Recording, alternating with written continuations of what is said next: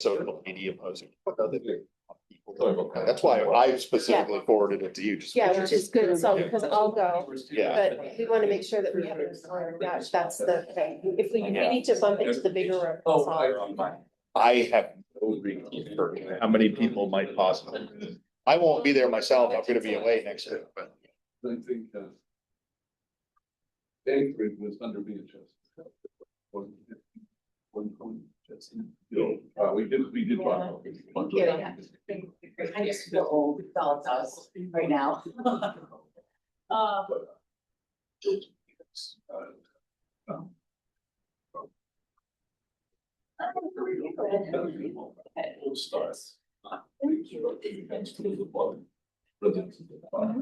So we can talk.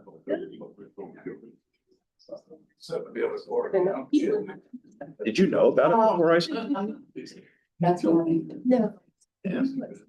See that, yeah, I see this, what, it's 5 days from now. You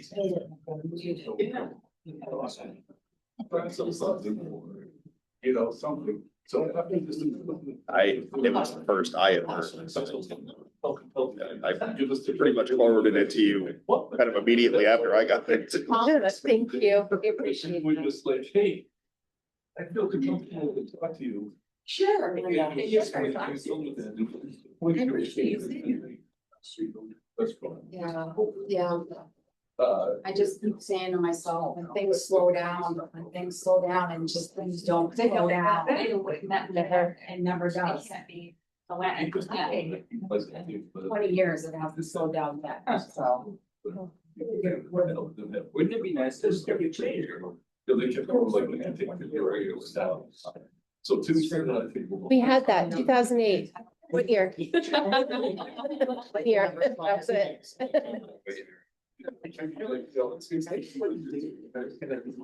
How are you?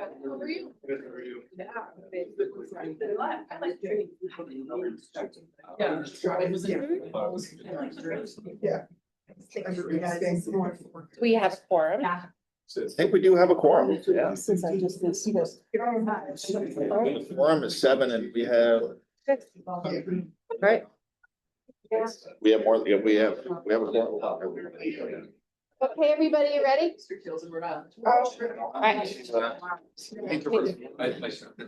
Start recording, okay, all right. Good morning. All right, so we're gonna call the meeting of July 16th to order at 9:33 a.m. If we could do introductions, we'll start over here. Sorry, you did great. Morgan Riley, City of Manchester Planning. At the same time, vote on the minutes. Not yet. Butch Laker, Manchester Planning. Angela Kendall from Mr. Tracy Whitehead with MTA. Linda Kunat, Francis. Leon Hornum with Commission. Anthony Summers with Planning Commission. David Tilt with the commission. Lauren Getz, Greater Manchester Chamber. Beth Donovan, Derry Economic Development. Hi, Burl, Planning Intern. Adam Lesney with the commission. Nate, Nate Miller with the commission. Elizabeth Robidoux, Town of Derry, and then we'll go online. Caroline. Good morning, Caroline Wilson, Derry Planning. And Central. Hi, this is Craig Tufts from Central New Hampshire Regional Planning Commission. Hi, Craig. Hi. William. Yeah, good morning. William Rose, New Hampshire DOT. Jonathan. Hi, good morning. Jonathan Willard, Town of New Boston. Okay, and who am I missing? Okay. Alex. Alex Moa with the Town of Wyndham. Timothy. Sorry about that. Unmuting. Tim Bouldry, Director, Granite State Clean Cities Coalition and New Hampshire DES. Okay, perfect. And then Adam, I'm just going to confirm Southern New Hampshire is you online. I think it's. Or is that? Victoria and the other. Oh, okay, okay. So it's Victoria. I think so. Yep. Okay. Victoria, you want to say hi?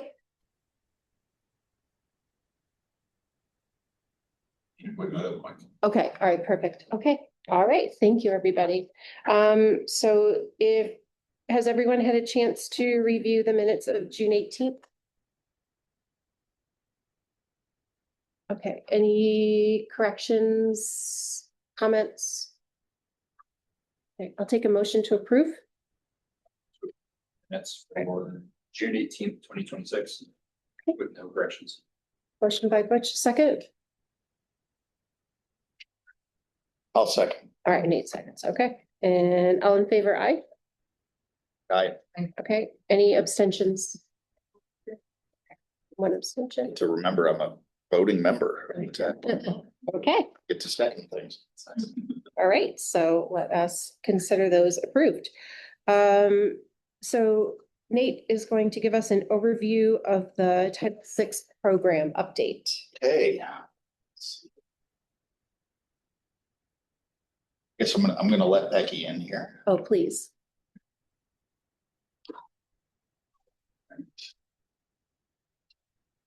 Let's see if I can figure out how to do this.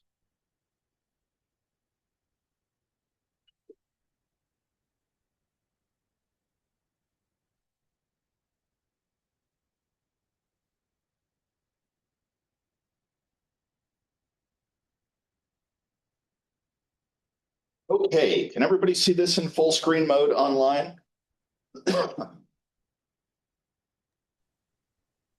Yes, I can. All right, okay, good. Thank you. Thank you, Craig. All right.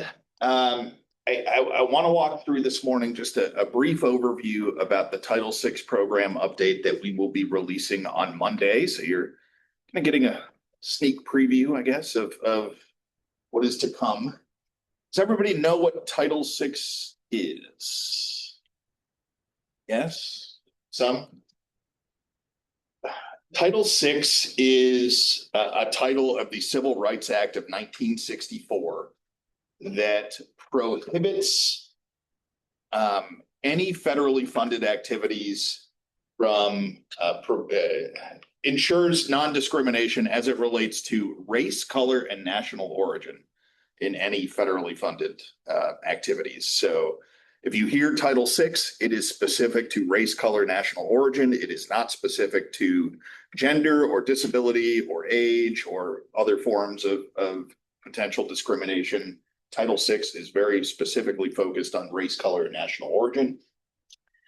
And we do have a Title VI plan here at the Southern New Hampshire Planning Commission that we are required to update every 3 years.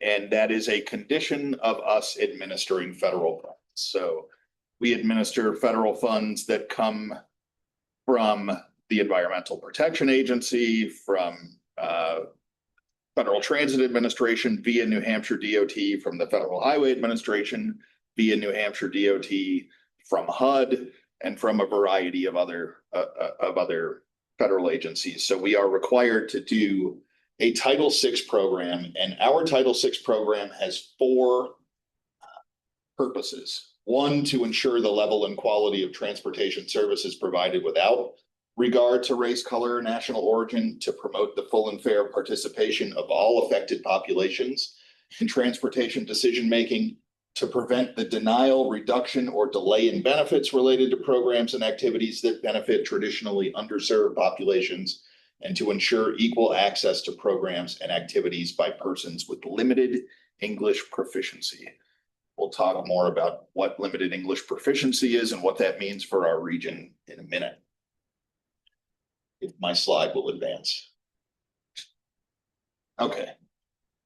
So as I mentioned, we have to update our Title VI program every 3 years, and our adoption timeline is August. So we are going to be putting out on Monday our draft Title VI plan for a 30-day public comment period, and at our MPO meeting on August 25th, we will consider adoption. So of all the things that the Southern New Hampshire Planning Commission does, I think our Title VI program gets more sets of eyes on it than anything we do. It is probably the most scrutinized and has the most compliance reviews by the most different agencies associated with it. So we get reviewed by New Hampshire DOT's Bureau of Rail and Transit. We are right now having a compliance review done through the New Hampshire DOT Office of Federal Compliance, a surprise compliance review for Title VI purposes, which we're going through right now. And we're also having our draft plan reviewed by their consultant, RLS and Associates. They are a consulting firm that has unique expertise in Title VI related programs and other compliance initiatives. So we've already we've already submitted our draft plan to RLS, and they've already gotten back to us with, a handful of minor comments that we've incorporated into the draft that will be posted Monday. We also have historically had quadrennial MPO reviews. I call them quadrennial. There are 4 MPOs in New Hampshire, and the 2 federal transportation agencies, that being Federal Highway Administration and Federal Transit Administration, jointly review each MPO rotating. And there's 4 MPOs, so we kind of get reviewed every 4 years, quadrennially, essentially.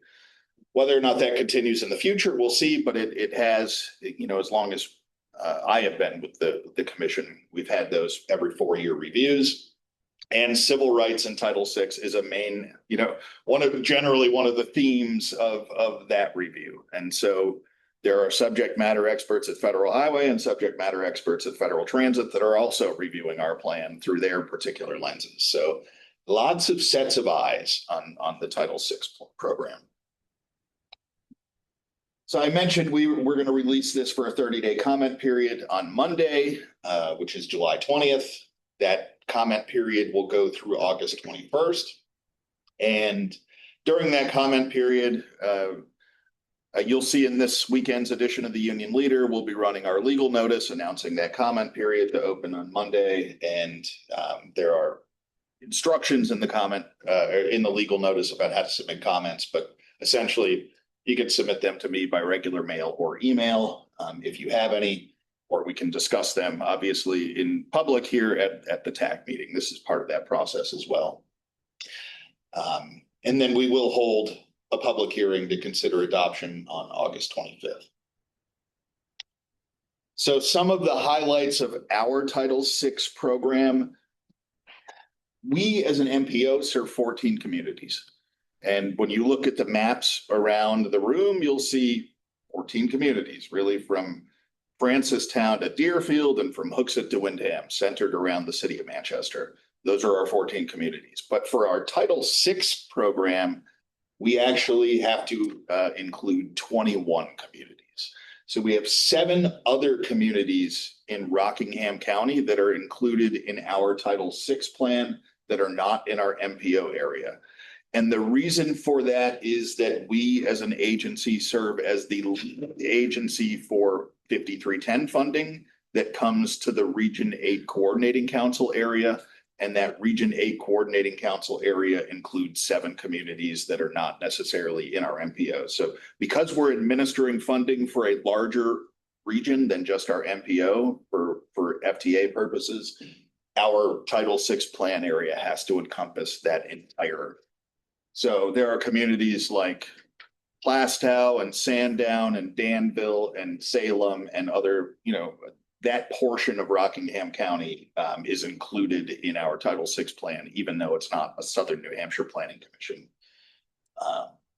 service area. One of the things that gets a lot of scrutiny that we always have to make sure are in good shape are our complaint procedures and complaint forms. We have to make sure that anybody who has a grievance against the Southern New Hampshire Planning Commission or any of our subrecipients that we pass through funding to has a straightforward and clear way of lodging a complaint on Title VI purposes. If there is a complaint to be, related to race, color, or national origin discrimination. So we have, if you go on our website, we have a complaint form in multiple languages. We have our complaint procedures detailed. Those are also in our Title VI plan, and those get line by line scrutiny by every reviewer that reviews it. They're very particular about how complaint procedures work and how people are able to lodge complaints. There is also, I'll let Jack back in. There is also a detailing of our public participation goals. We have a separate public participation plan as the Southern New Hampshire Planning Commission. So we do incorporate the goals in our public participation plan directly into our Title VI program. So you're not going to see different goals in our Title VI program than our public participation plan. They are. We do make sure that those are reflective of each other. But one of the key things that we have to do in a Title VI plan, and when you see and read our Title VI plan, there's a lot of the real estate in the plan is dedicated to a language assistance plan. We have to develop a language assistance plan based on the most current available demographic data for the region, which happens for us to come from the 5-year American Community Survey estimates. And I'll talk about what our language assistance plan means. In addition to LEP populations that we'll talk about in a minute for the language assistance plan, we also have to document where minority populations are in the region. And overall, in that 21 community service area, minority residents comprise just under 17% of the population, 16.8%. And the largest concentration of minority populations in the region is within the city of Manchester. 23 census tracts in the city of Manchester exceeded that 16.8% average. So we do have this map in the Title VI plan to show where our minority population is in the region. And then we have limited English proficiency mapping and detailed analysis. And so limited English proficiency, and I'll define that in just a moment, comprises 3.7% of the population of our 21 community service area. And that is exceeded in 21 census tracts in the city of Manchester. What is limited English proficiency? It has a specific definition. That definition is, quote, individuals who do not speak English as their primary language and who have a limited ability to read, speak, write, or understand English. And so we have to go deeper in limited English proficiency to quantify what types of languages people speak and how we need to make sure our program accommodates the population that we serve. So we did dive deeper, and there's detailed tables in the Title VI plan about the limited English proficiency populations. The top 4 languages are here on this slide. So over 5,300 people in the region, or 1.5% of the population, are limited English proficiency Spanish speakers. Just over 1,700 people, or 0.5% of the population, are limited English proficiency French speakers. And then we have lower percentages of the population and lower numbers that are Russian, Polish, or Slavic languages, as well as Chinese. After Chinese comes Vietnamese, I think is the 5th most popular language in the region. And then it goes on from there. So in Title VI regulations, there is a threshold. It's called the safe harbor threshold. And that threshold is 1,000 individuals, or 5% of the population eligible to be served, whichever is lower. And so for us, if we're thinking about 1,000 individuals or 5% of the population being served, that means, based on these figures, we are above that safe harbor threshold for both Spanish and French in our 21 community service area. So for that reason, our language assistance plan requires that we translate vital documents into both Spanish and French. And so that's not different than our current Title VI plan. Our current Title VI plan also we were still above those thresholds. So we actually have been translating vital documents into Spanish and French. What are vital documents? We kind of have some flexibility to define what vital documents are for Southern New Hampshire Planning Commission purposes. These are some of those vital documents. The one that is most common are public hearing and public comment period notices for our planning products. So when we post a public notice for the Title VI plan update, for instance, or any TIP amendment that we're going to, or any metropolitan plan amendment, we always translate those notices into both Spanish and French.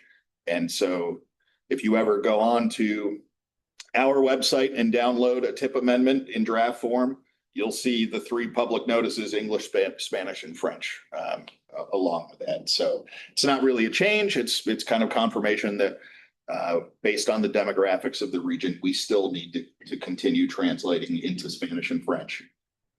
And we will do that. We also need to, in our language assistance plan, have a procedure for, because we are a public agency, if somebody walks through the front door and speaks a language that nobody in our office speaks, we have to figure out how to make sure that we're able to provide that person with service. And so we have a binder at the front desk area that has what are called I speak language cards. And so it says, I speak this language, but in that language. And there are pages of each of those. And the person can point to whatever language they speak. And then we will know that they speak Thai or, or whatever the case may be. And then we can call a translation firm via phone, like Language Bank or Language Line. And we could say, we have somebody who is here who only speaks Thai. We need to be, can you, and they have live translation interpreters that can come on the phone and speak to that person and translate for us what they are requesting and how we can serve them. So we do have a process for that in our Title VI plan. We have also been updating our website. You may notice our website got a facelift in recent weeks. That is still rolling out. And one of the things that we're looking into is incorporating the Google Translate widget into our website. It's kind of a pull down menu that has many different kind of built in. It's not a certified translation, but it can help, it can really help people navigate the website. And it's a useful tool. And then even though we are required to translate vital documents into Spanish and French, we will translate any other vital documents into any other language upon request. So if somebody came in and spoke Polish and said, I wanted access to one of our vital documents in Polish, we would translate that at no cost to the requesting person. I mentioned previously we did have our draft plan that is going to be posted on Monday. It has already been reviewed by RLS and Associates working under the Office of Federal Compliance. So today is kind of that overview for the TAC of what is coming in and what you can expect, what you can expect to see in the draft Title VI plan. But this isn't your only opportunity to comment. You will have the Title VI plan in your August meeting packet. You can review it and come to the August meeting with any comments. I think the August meeting is the 20th. Our comment period closes on the 21st. So this isn't your only opportunity to weigh in on any aspect of our Title VI plan. You will have another opportunity in August. So today is just kind of an introduction. That's it for me. That's might be more than you ever wanted to know about the Title VI program for the commission, but I think it's good to walk through things like this and make sure you're aware of some of the things that we have to do along those lines. I will stop sharing at this point and take any questions if there are any. Just Does the Title VI program change kind of any development or how things develop throughout the city and surrounding area, or is it more of making information available? It's really the latter, making sure that information is available, making sure that people have fair access, at least for the Southern New Hampshire, like our planning processes, making sure that we are making a concerted effort to get out to underserved populations and that we are making information available to people so that they can participate. Do you happen to know if there's like schools where people can go and learn English? Like, you know, I don't know. But I do know that back in the day when immigrants came, it really an encouragement. I mean, they wanted to assimilate. They wanted the kids would go to school and learn English and come home and the family would learn English. And I just think that's, I don't hear about that anymore. Do we still do that? I think actually our tenant downstairs, I think, That's does what they were. some of that sort of work. I'd like to see some way for the money that gets wasted on turning documents into 37 languages. You know, it's not, I use the word wasted.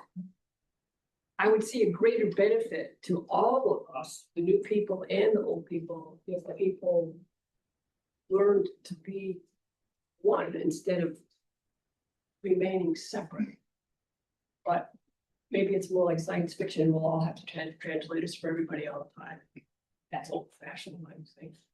But I still think it would be important to use some of this funding to offer the opportunity to really advertise the opportunity to learn English. My own color. The international. Right. Start. I don't think there are any other questions. Okay, all right. So Adam is going to update us on the Complete Streets Initiative.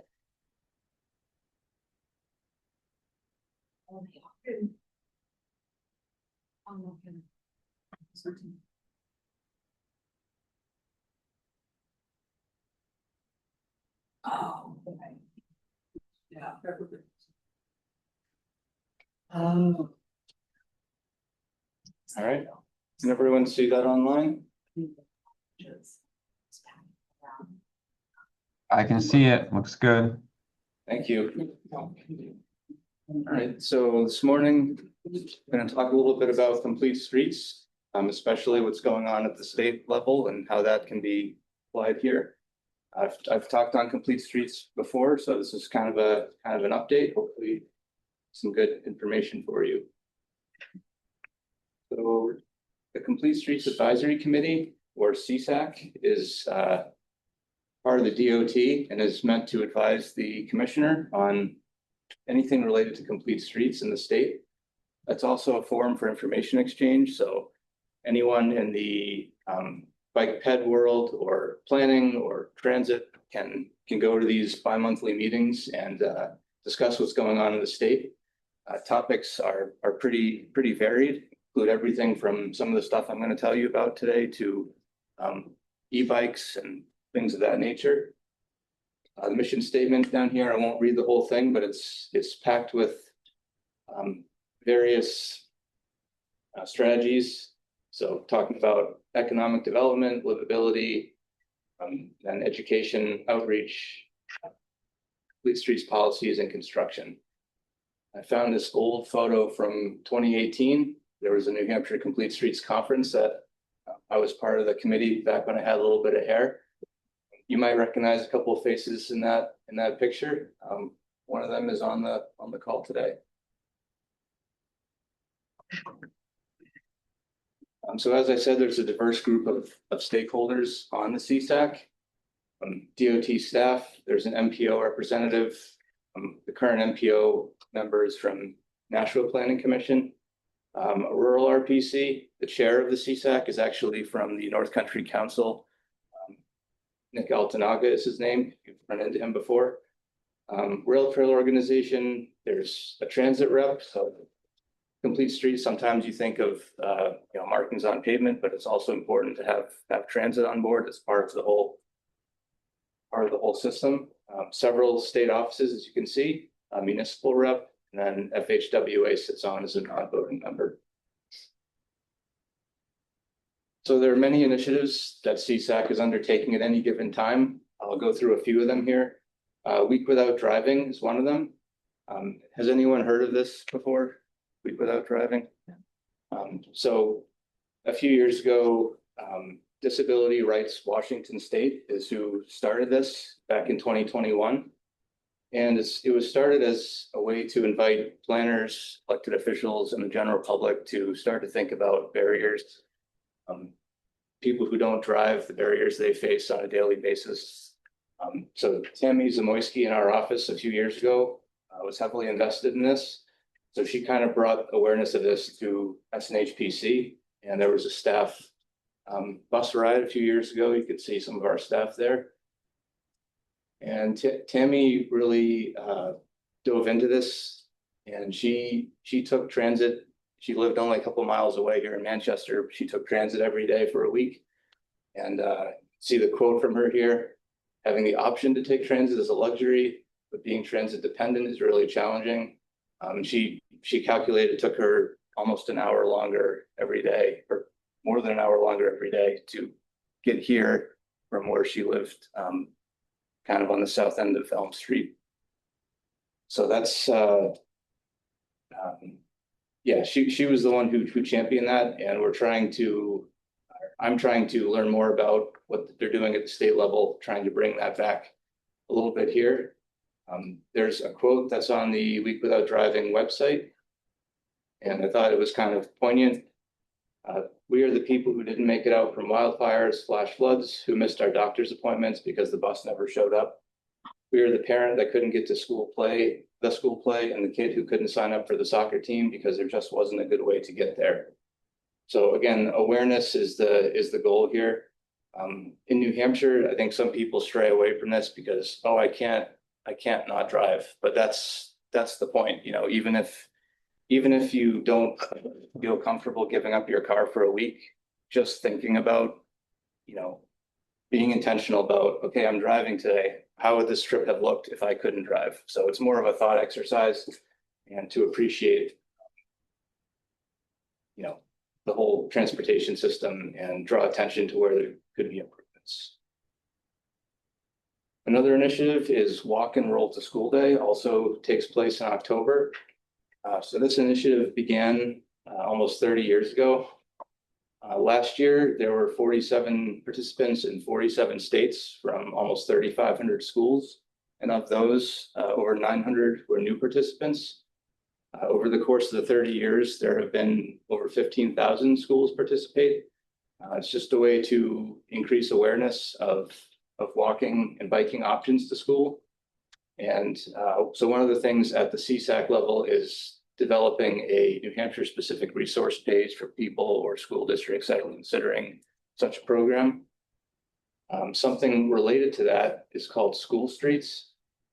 This is a concept that originated in Italy in the 90s, and it came over to North America. It's being adopted by several large US cities and also in Canada. There are some more medium-sized cities like Halifax and Kingston, Ontario, that are adopting this. And what it is basically closing off a street near a school at drop-off and pickup hours. It can look, on the left here, you see a permanent school street. This is an area that put these cement bollards in to close off the street to vehicles. And then on this side, this particular school, it's closed during the entire school day, but it can be flexible. So if a school wanted to close down a street just from 7:30 to 8:30, that's also an option. Realize it's not a good fit for some of our more rural towns. Works better in urban areas where there are alternate streets, distributing drop-off traffic to multiple streets and then having kids walk or bike the last couple blocks. So there are different ways to apply that, but something we're looking at spreading the word about in New Hampshire. And then we have pop-up planning. So folks may be familiar with this. I have 4 towns listed here. These are all in the North Country. They're kind of on the forefront of pop-up planning. in the last couple of years. The picture on the left here is in Bethlehem, New Hampshire. You can see they painted a temporary crosswalk. They put up these orange posts as well as some flowers and lines to delineate where pedestrians might be. Slow traffic on this is a state road, so there has to be some flexibility there. And then on the right here, this project was in Whitefield, New Hampshire. So there's kind of this oblong roundabout triangle thing. So they added curb extensions in the green, and painted some traffic islands in blue and some additional crosswalks to, again, slow traffic, increase awareness of pedestrians. And this is also pop-up planning. It's more of a parklet that was done in Derry in, I believe, 2021. For the Derry folks here, if they have anything to add, it was more of during COVID or the year after COVID. It was great. People loved it. Yep. Yeah. So yeah, it invited people to gather in these spaces, patronize businesses, narrow the road a little bit. I think a lot of folks here are familiar with those concepts. There was also it's called Parking Day done in Manchester. That also might have been around 2021. So then data collection. You've probably heard me talk in the past about our bike ped counting programs. So what we're talking about now at the state level is potentially updating the counting master plan, which was originally done over 10 years ago now. Also data sharing among RPCs. There are 9 RPCs and many of them are doing bike ped counting in their own ways. The data is not, we use different equipment in different ways to analyze the data. So we're talking about how to get more of a single database so this information can be accessible to the public and we can do more with the data. It's still kind of scattered. And then Scott Bogle at Rockingham Planning Commission has been doing a lot of work toward a joint counter purchase. He surveyed all the RPCs over the winter and he's looking into a HUD grant that is kind of in process right now to allow the RPCs to make a bulk purchase of traffic counters or bike ped counters. We already have several at our RPC, but again, having similar equipment statewide could allow better sharing of the data. Another initiative is the Complete Streets Story Map. Oops. So this story map, here's a screenshot of what it looks like. Tammy started this a few years ago and it's now maintained by Anthony, who reaches out to RPCs about biannually to ask about any updates in their regions. So we get regular input. There's supposed to be a link, but it's not working. This is available on our website if you're interested, but I won't disrupt the flow here. But yeah, it's a way to see what other parts of the state are doing in terms of complete streets, policies, plans, and projects. And then the Complete Streets Toolkit. You may remember this from years ago. We did this originally back in 2016. There were sections introducing the concepts of complete streets, talking about plans and policies, as well as on the ground designs, getting some engineering documents, best practices from around the country. And then we also did pop-up demo projects. So down here, this is Sylvia and Cam walking across a temporary crosswalk in Deerfield. So we did these demo projects in 3 towns: Deerfield, Francistown, and Windham. And then in 2023, we thought enough time had passed. We wanted to do an update. It was more of a maintenance update, so we didn't go through and tear down the whole thing, but we added sections on what folks are doing in New Hampshire and around New England, updated the best practices section, and we also convened a complete streets subcommittee. I think a couple people in this meeting were part of that. We try to have folks from around the region to advise on how complete streets can spread to towns in our region, and we talked about some outreach ideas. We also came up with a model complete streets resolution and a policy. So this is a screenshot of the resolution. There are, I think, 19 or 20 whereas statements discussing all sorts of complete streets related benefits that a town could have if they adopt this. It's completely customizable. So of the 20 statements, if a town only likes 8 of them, that's up to them.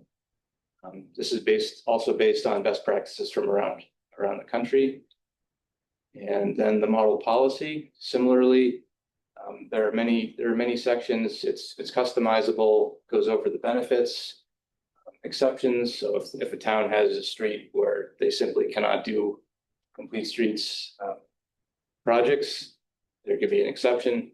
Coordinating and engagement, how to do outreach to folks within a community, design guidelines, and then performance measures, which you see a couple here.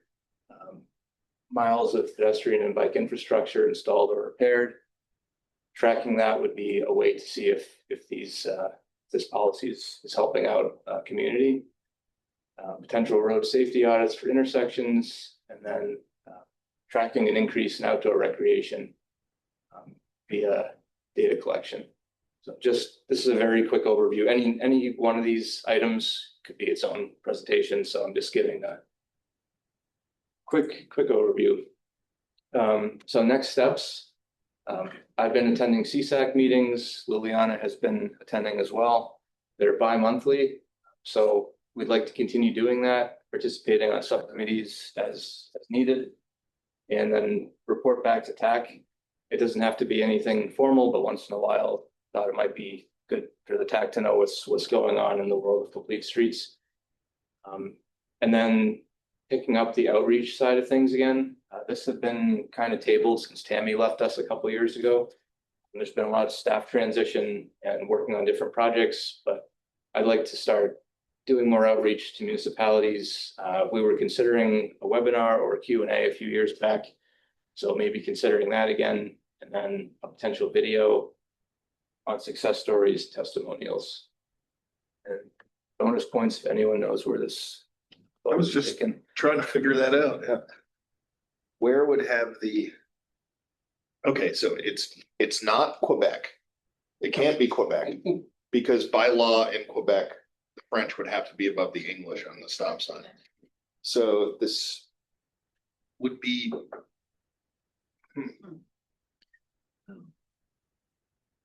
I took a photo. That's Switzerland. It is in Canada. Oh, it's in Canada, yeah. Ontario?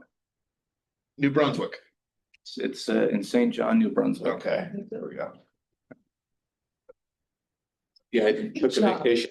New Brunswick is officially a bilingual province, so. How would you know just looking at that Canada?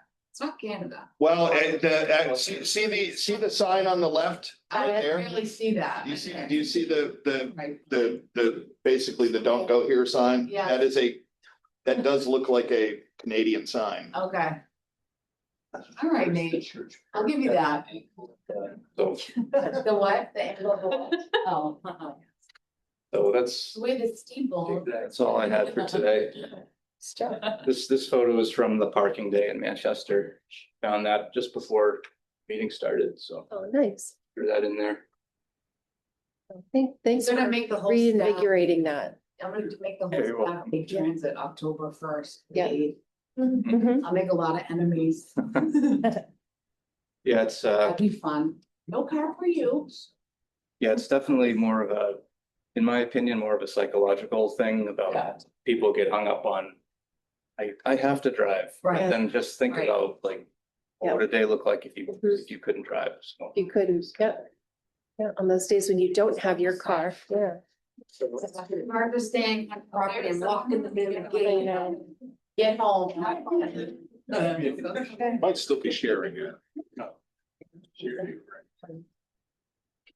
Okay, so. Any questions for Adam on that? So is the Yeah. pitch fee for municipality like DPWs to implement those into their regulations? Like, is that the ultimate goal, is to get it to the municipal level for adoption? Yeah, I'd say so. And if you look at the complete streets story map that I talked about, you can see which towns have done that. A lot of smaller towns and a lot in the southwestern region. Not really sure why. I think they might have had a grant to do complete streets work, but Concord has, Portsmouth, I think Exeter is the most recent one. So if you look at their policies, you can find some inspiration. I know it's every municipality is going to be different. That was the point of making those flexible. So We didn't make a policy, but we did some change. Yep. Everybody was like, I figured they would just drive over the pig, because they really respect big change. Because the pig wears out. I was like, it's time to paint that. Yep. yeah, paint is one of the most low cost ways to really start moving the needle. Lauren, let's go paint Veterans Park and Doubletree. Yeah. Pavement. Yeah. MTA blah. Yeah. There we go. Okay. Adam, I thought I saw something in the comment on there, Uh, but it could have been old. I think it was just an AI. Oh, Okay. okay. Okay, yeah, Yeah, thanks for pointing that out. So That's too crazy. okay. thank you. Oh, right. Were you gonna talk about the peer exchange or do you want me to do that? Yeah, so our peer exchange today, I was gonna turn it over. My name is on there, Okay. just kind of as a Okay, Placeholder. back to, Yeah. yeah. okay. So, this meeting, we thought we'd talk about, kind of natural and historic elements and how you, preserve those when you have new developments or you have transportation infrastructure that's coming through maybe a historic area or an area that has been, in place for a really long time and there's a lot of resistance to change. So just kind of wondering, and then also when you have, maybe for some of the more rural communities, when you have tracts of undeveloped land that may be on class 6 roads that you want to, when you have those large tracts on old class 6 roads that people want to maybe put residential subdivisions on, how do you advocate, or do you have things in your regulations that help kind of maintain that character when you're trying to do those developments? Because as we know, like, it's just, things are just progressing north and we're slowly, our fields and those old banks of trees along roads and those canopies are all starting to disappear. Because it's super easy to do, it's easy and less expensive to chop it up and do frontage lot subdivisions than it is to actually work with the topography and get in there. So what are you guys doing to kind of encourage like the preservation of historic elements or natural elements in your subdivisions? Other than we would like you to. Like, does anyone have anything in the regs that have teeth or, anything like that? It just does. Yeah. So we're kind of at a weird point right now where Waterworks is selling off a lot of the property it's originally held for conservation. Yeah, okay. Unfortunately, I guess. Yeah. So that's happening, but we do have a Lake Mass Basic Protection Overlay District that Mhm. is basically the reservoir of water that feeds into the Lake Mass Basic Protection or Lake Mass Basic. We have an overlay district that there's certain uses that are prevented, certain like impervious surface area that has to be prevented, and we also look Mhm. at the streams a little bit more scrupulously that feed into Lake Mass Basic. Yep. So that's one of the things Manchester has for preservation. We Mhm. also have a lot of organizations like the Nature Conservancy that hold land for conservation reasons. And with us being a larger city for New Hampshire, Right. we also have a lot of eyes on a lot of development we have. So we have private or third parties that will support or oppose projects if they come too close to the Lake Mass Basic Overlay District or lands that was originally held. So Oh, some of okay. it does kind of filter itself out with other organizations and agencies that keep their eyes on projects in their city. But I understand it's not something that will happen everywhere. Right, yeah. Yeah. Yeah, that's hard because I know Auburn, a third of it is Manchester Waterworks. So, people never really worried about too much overdevelopment in Auburn because it was all, it was naturally conserved by waterworks, but as they're gonna start, if they slowly start to, on the outer fringes, do that, that had just been I would consider that an organizational preservation of natural resources, but it sounds like that's kind of eroding a little bit. Yeah, it had been for many years. I think right now we're in kind of a perfect storm for housing advocates from many different perspectives. Mhm. And in doing that, I think Waterworks has started to filter off some of its parcels, but it's still a lot. Yeah.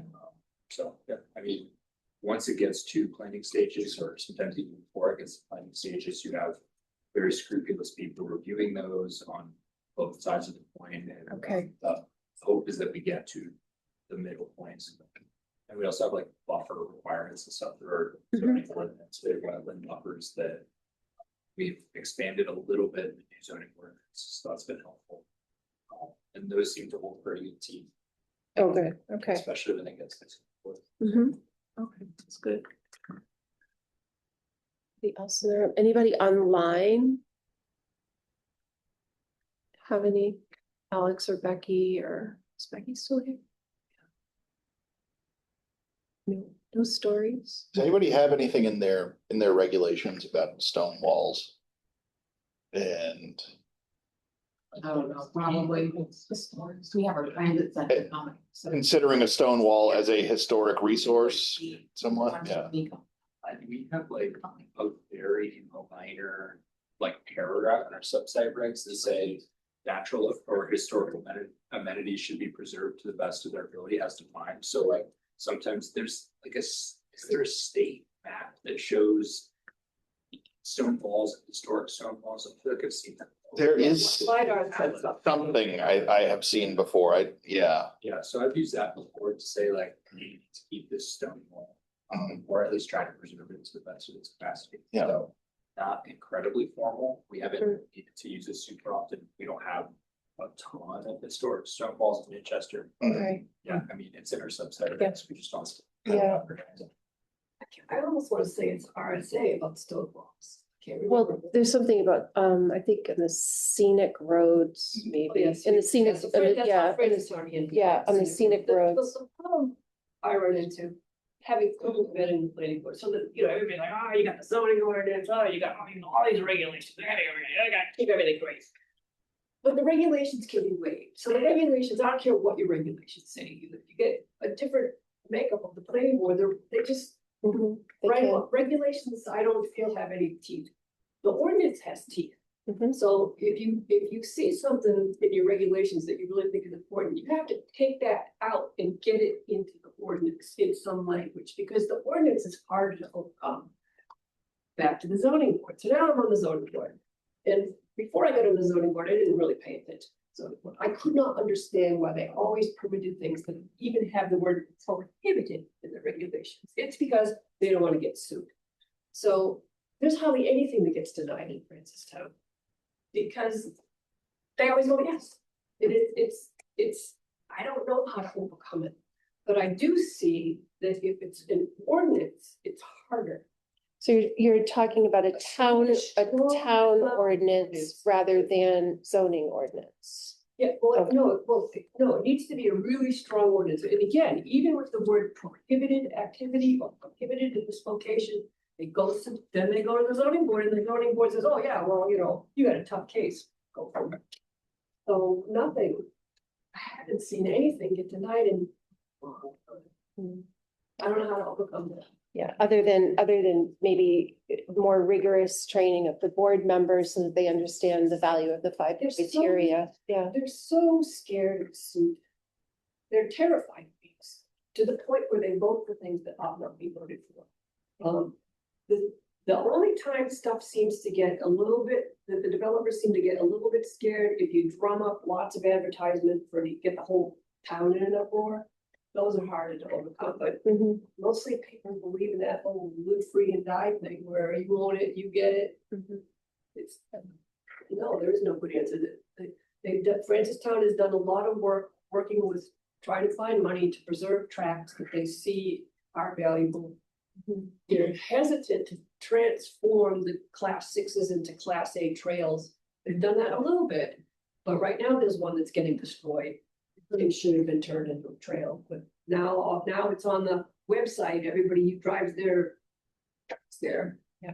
So once that becomes popular, it's harder to shut it off. Ware had that problem some years ago.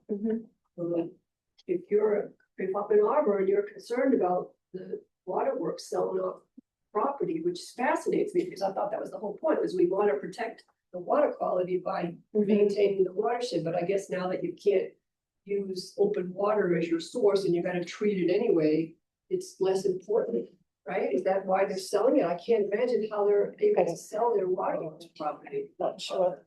So if you haven't worked with whatever conservation groups are protecting land in your area, I'd call them up tomorrow, today when you get back, and say, hey, we see this as a potential loss of land that's valuable to you.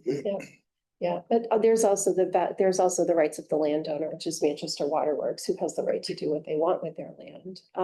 So when you say the word conservation for it, I don't understand if they can sell it. If it had conservation easement, if they had no easement, they were just saying it was being conserved. Well, yeah, they were holding it in a like natural state for general conservation. I don't know or understand there to have been any conservation easement on those particular parts. so There are for things like Generally the not, nature. yeah.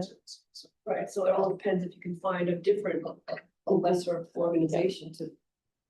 Yeah, their holdings may have, different, there may be certain holdings that do have conservation easements on them, others that don't. I mean, I know a lot of their holdings were particularly for source water protection and, to have as substantial a buffer around the water source as possible to protect the water source. And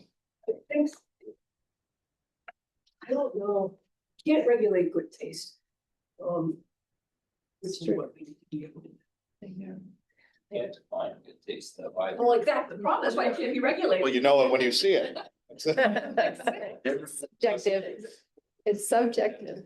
Yeah, to answer your question about stone walls, I know we have similar in Derry, that language about preserve the natural and historic features as applicable. So what we do is we request, because we can't force, but we request that if people have to disturb stone walls to put driveways, we ask that they retain the stone on site and reuse it on site so that it doesn't leave.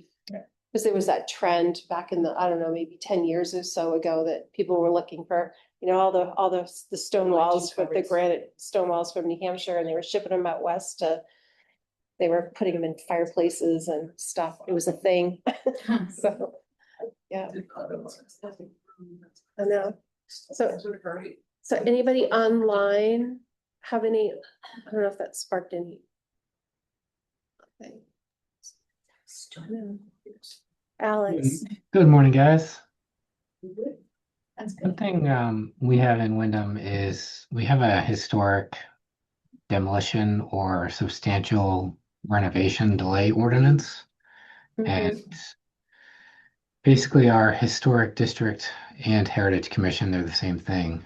They created what's called a historical and cultural resource list. They might have created this over a decade ago. And basically when those properties on the list are proposed for demolition or substantial redevelopment, it basically triggers the Historic District Commission as a basically technical reviewer for that site plan or variance application. It's in our zoning ordinance, but it doesn't necessarily give the HDC much teeth, so to speak. What's really codified is just their insertion into the process. So they basically just make non-binding comments like a conservation commission would on a site plan or something. So. Have you seen examples where that has actually preserved some natural features that might otherwise have been lost? There's been a couple cases where they might have just, ordered photographs be taken of the structure, just to, preserve its memory, or, there might have been some artifacts in a barn that might have been donated to the local museum, things like that. Okay. Okay. Oh, bye, Becky. Okay. All right, Alex, then- thank you. Yeah, go ahead. Yeah, one thing also with our site plan regulations is that we require stone walls be shown on existing condition plans. Mhm. And nothing beyond that in terms of having teeth to make sure they're preserved, other than general like preservation of natural resources type of thing. But I mean, most people for the most part are happy to keep them in place, aside from, the driveway openings, but Mhm. Nice, thank you. Yeah. Thank you. All right. Anybody else? Okay. Yeah. So we used to have a historic overlay districts that we just got rid of with the new zoning ordinance, but we have mill yard. Yeah. It's its own distinct zone in our zoning ordinance, and the mill yard, you have specific facade requirements that you have to keep. If you're constructing new, you have to install it with different facade elements. You have to have articulation in certain areas. You have to go with a brick or stone or some historic facade. That is more than just metal siding that you've seen in a lot of buildings. So the mill yard's really strict, and then we also have, along with state and federal designations of historic buildings, we also have a city designation of historic sites. Okay. And so once you can go through that process to get your site designated as a historic site, and then you get a little bit more restrictions. You get reviewed by our Heritage Commission, and they're actually really good at trying to preserve historic qualities as much as possible. They are also an oversight board that basically creates a list of recommendations to our site plan review. Our planners, I know Jonathan was on the TAC for a long time. Jonathan, he's really good at making sure that those historic comments make it into the site plan. And most of the time we're able to preserve the historic feel of, for example, like individual one-off buildings, like the Chandler House, preserve them as much as possible while still allowing adaptive reuse. Sure. So that's usually been the approach of our Heritage Commission, is like keep the historic feel, keep the historic nature, but allow the buildings to be used for other things. So they don't fall entirely to disrepair. Okay. Cool. I'd like to think we are an example of that in this very building. Yeah. Where this building is a historic school building. And rather than falling into disrepair or disuse, it was renovated, adaptively reused now, but still maintains its historic character and meshes with this neighborhood very well. The big windows instead of going to small, keeping the way it looks. I love it. And the other thing that happens, so like we had that historic house burnt down recently, and the couple that bought it on their own decided that they would rebuild it to look like it was. So they're rebuilding right now, the post and beam frames are going up, and it's like, oh my God, the money they're spending. But I asked her for sure, I said, are you sure you want to do that? I mean, it's gone, you have the opportunity now to become Francistown future. Oh, no, we moved here because it was like so cool and so historic and we loved it. So they're spending like crazy money to make it look like it, but she did it. I said, but you know what? The only thing I don't know, they're not putting chimneys back. But we're losing the historic center chimney structure, but they don't have fake chimneys on top. No. But the back, they are gonna use the back. So the back will be more like they do in England now with all those renovations. The building looks like the ancient times, but you go around the back and it's facing south and it's all glass and all modern on the inside. Yeah. So that's what they're doing. So I thought that was really interesting. It's interesting. Half and half. It's happening, but it's showing people in Francistown that you don't have to be either stuck forever in exactly what it was. And you don't have to go all the way over and become McDonald, McFinch, and nasty. You can you can meld the two. So I have a feeling that having our places continue to be places we recognize, it's just gonna be a natural transition. And again, I think over-regulating causes people to get more angry, which then makes them wanna doing things faster. Like if you're able to show them what you want without telling them they must, then they're more likely to accommodate you because you've asked. Yeah.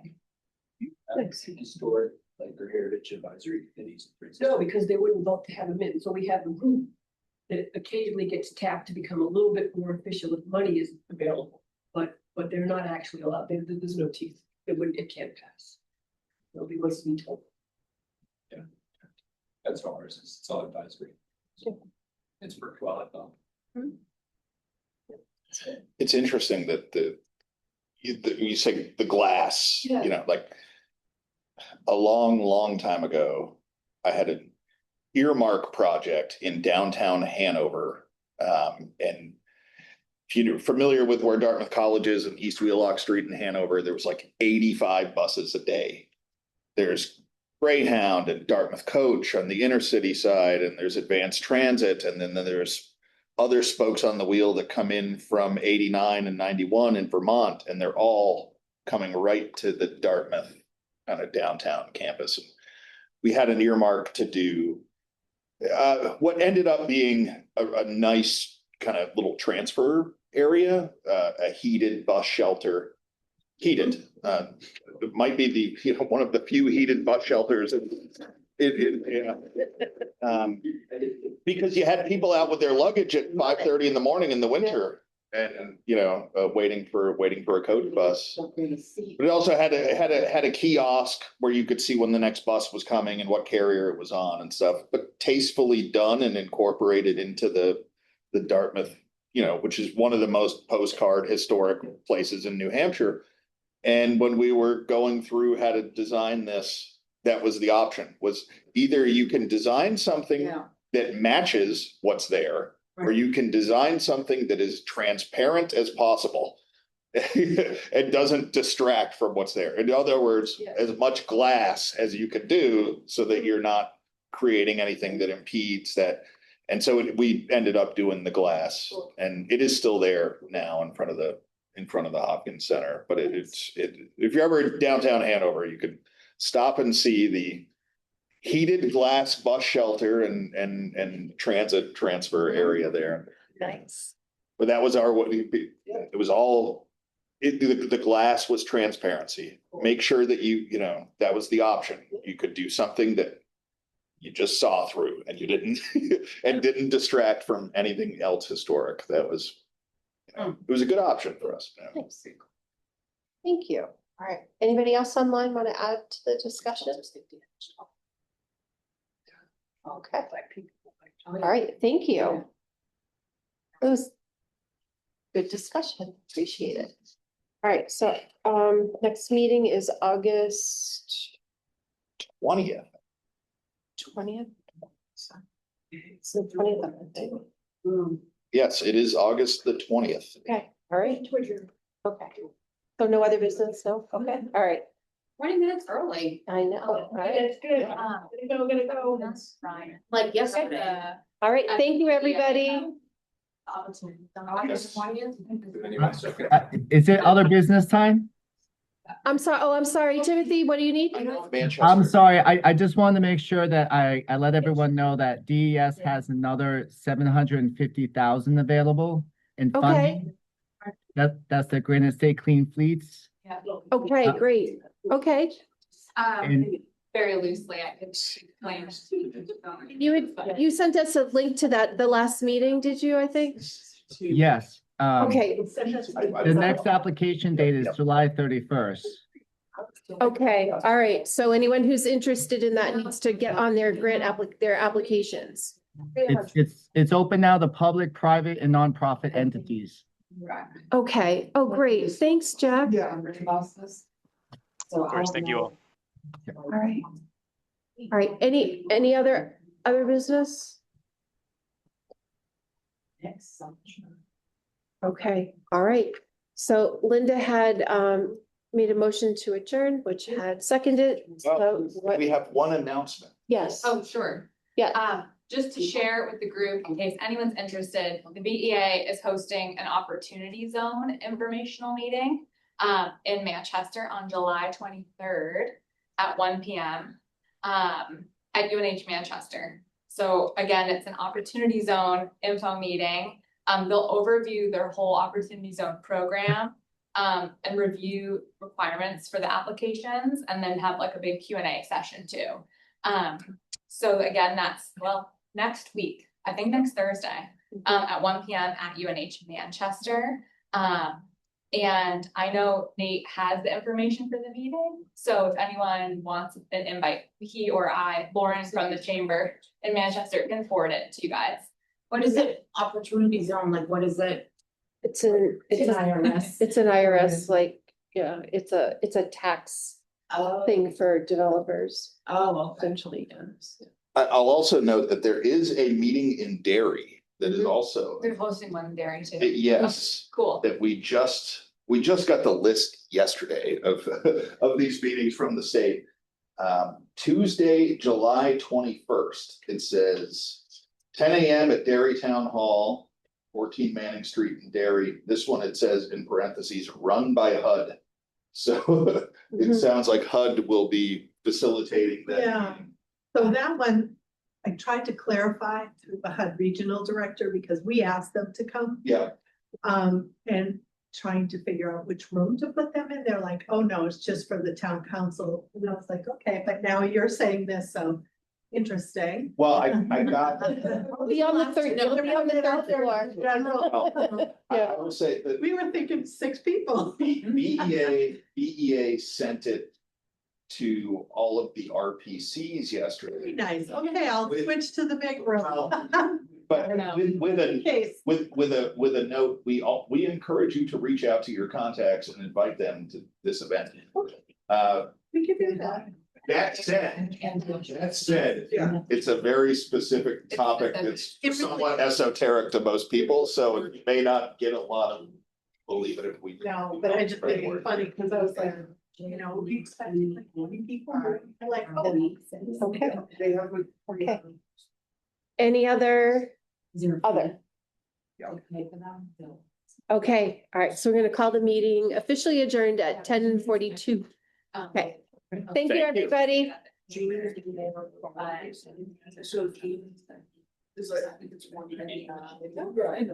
All right. Oh, okay.